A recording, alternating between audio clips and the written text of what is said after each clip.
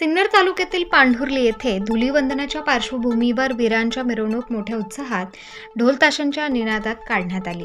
पांढुर्ली व परिसरात होलिका उत्सवाच्या दुसऱ्या दिवशी धुलीवंदनाच्या पार्श्वभूमीवर सायंकाळी 5:30च्या सुमारास विविध वेशभूषा केलेल्या वीरांची सवाद्य मिरवणूक समाधी मंदिराच्या आवारातून काढण्यात आली। गावातील मुख्य गल्ल्यांमधून मिरवणूक हनुमान मंदिरासमोर आल्यानंतर वीरांनी होळीभोवती ठेका धरत प्रदक्षिणा घातली।